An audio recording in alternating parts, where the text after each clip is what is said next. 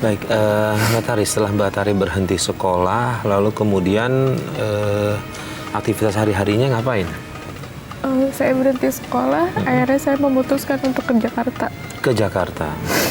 Kerja atau? Kerja. Kerja. Saya memutuskan untuk mencari lapangan pekerjaan di Jakarta. Dan memang sudah jalannya seperti itu. Saya bertemu teman di satu stasiun kereta. Bertemu, dia mengajak saya untuk kerja. Tapi kerja malam. Kerja malam. Maksudnya kerja malam itu? Kerja biliar. Oh, di tempat biliar. Iya. Maksudnya jaga di situ jadi kasir Iya. atau menemani? Jaga di situ, menemani. Menemani yang main biliar. Oke, terus kemudian? Di situ dia bertemanlah dekat sama saya, dia mengajak untuk kerja, dia tahu cerita-cerita saya. Akhirnya dia ngajak saya untuk kerja di situ. Dan sudah itu, awal saya berpikiran nggak mungkin kerjanya kayak gitu. Ternyata itu benar-benar kerja yang benar-benar kita menemani om-om. Saya yang nggak pernah kena rokok, akhirnya saya kena rokok.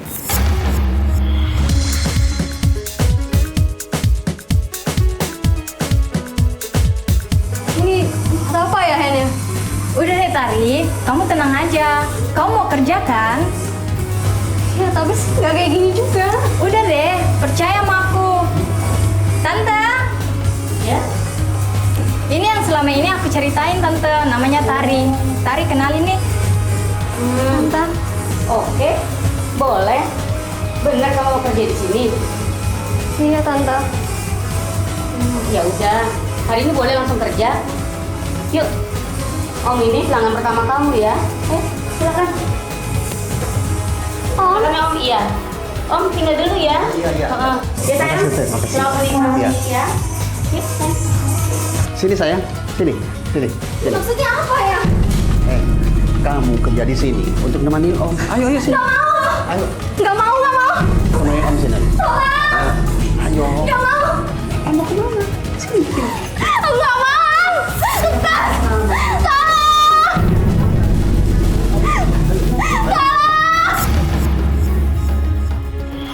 Saya nggak ada pikiran untuk kemana-mana, pokoknya inti saya kerja karena saya juga harus ada tanggungan kan, harus menutupi tanggungan. Tanggungannya apa? Siapa yang ditanggung? Mama sama kakak saya yang dua. Berarti dari uang penghasilan itu buat mereka juga? Ya Allah. Memang kakak tirinya nggak bekerja? Nggak, sama sekali nggak kerja Nggak berdua. bekerja, berharap semua dari Mbak Tari. Oke, terus kemudian di biliar itu Mbak Tari sudah melakukan hal yang udah Mbak Tari nggak suka, tiba-tiba tetap melakukan itu seperti merokok dan lain-lainnya. Mohon maaf, ada yang lebih kah atau cuma sekedar itu aja? Cuma sekedar itu aja. Cuma sekedar itu aja.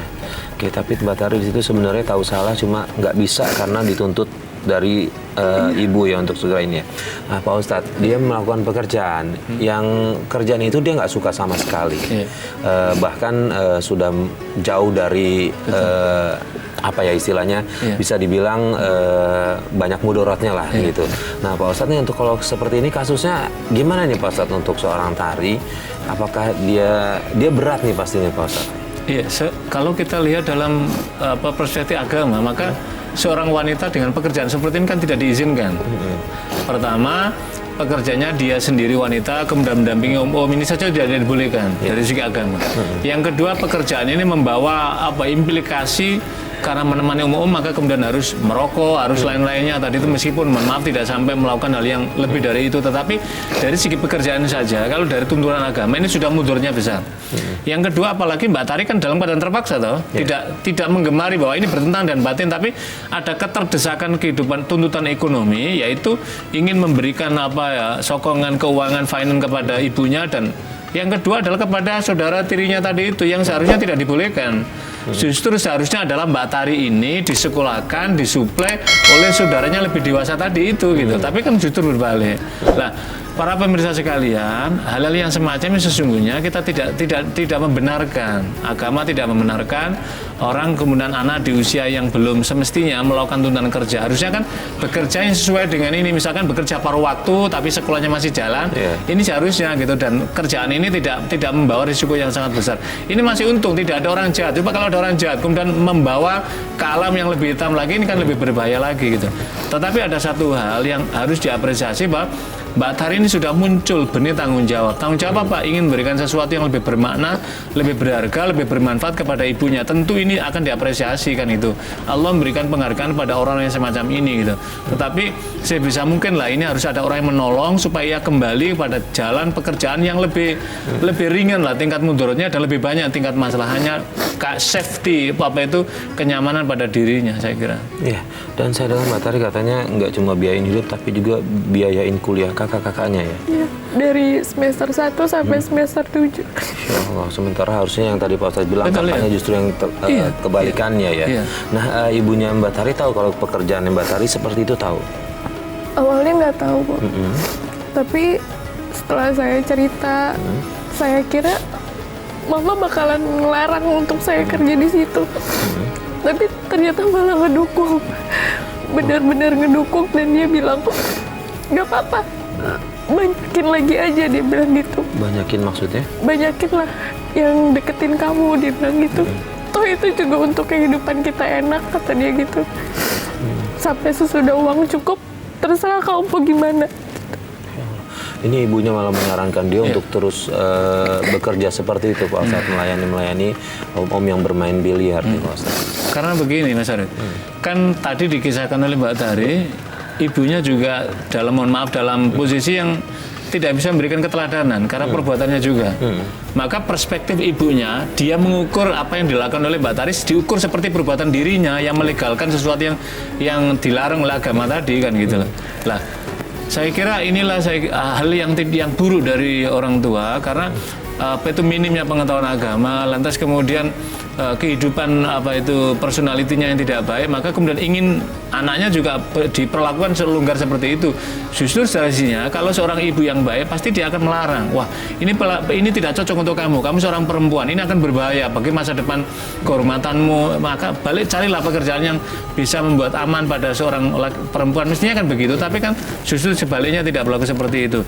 Tetapi ada hal penting yang menurut saya catat tadi, bahwa karena Mbak Tari dari kecil perilakunya baik, ingin menolong kepada ayahnya, ingin berpihak kepada ayahnya yang posisi benar, dan kemudian apa itu protes terhadap perbuatan ibunya. Inilah saya kira benih-benih kebaikan inilah Allah masih memberikan proteksi perlindungan pada dia, sehingga tidak diseret dalam perbuatan yang tadi, mohon maaf, lingkungan yang tidak baik tadi itu gitu. Iya.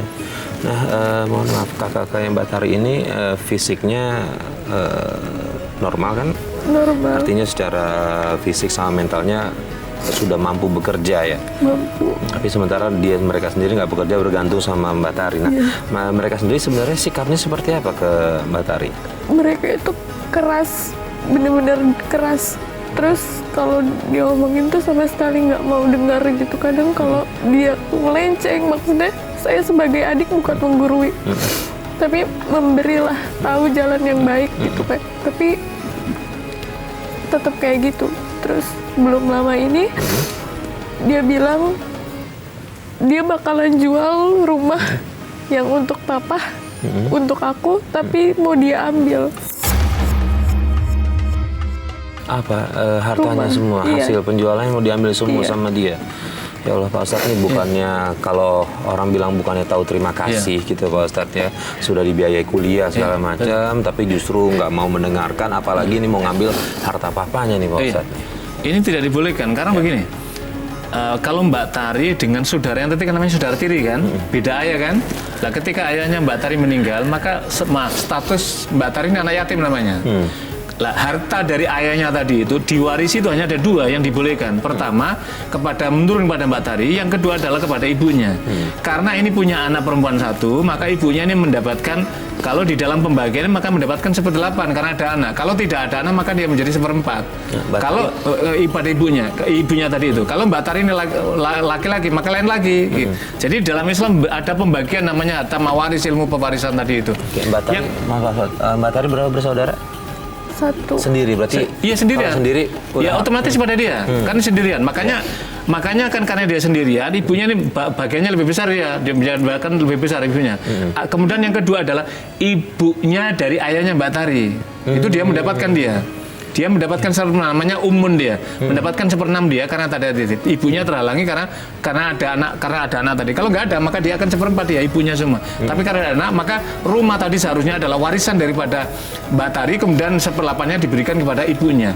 Lah saudara perempuannya tadi, saudaranya tadi yang beda bapak tadi, dia tidak mendapatkan apa-apa. Nggak ada hak. Nggak ada sama sekali karena dia tidak termasuk dawil furud, bukan orang-orang yang memiliki warisan, memiliki hak untuk warisan daripada ayahnya. Itu tuntunan agama. Surat An-Nisa itu detail sekali dalam satu surat itu memberikan penjelasan untuk itu. Nanti Mbak Tari bisa pelajari itu. Lah, apa hukumnya orang yang tadi saudaranya tadi itu kemudian mengambil harta yang menjadi warisannya Mbak Tari? Maka Al-Quran secara keras sekali, wala ta'kulu amwalal yatama dzulman innama ya'kuluna fi butuhin nar. Janganlah kalian memakan harta benda anak yatim dengan cara yang zalim. Dengan cara yang zalim itu apa? Udah jual saja, kemudian hasil jualnya dipakai dia. Orang yang memakan harta semacam ini apa kata Al-Quran? Kama yakulu awalal yatama innama yakulu fi butuhin nar. Sama dengan ia memakan bara dari api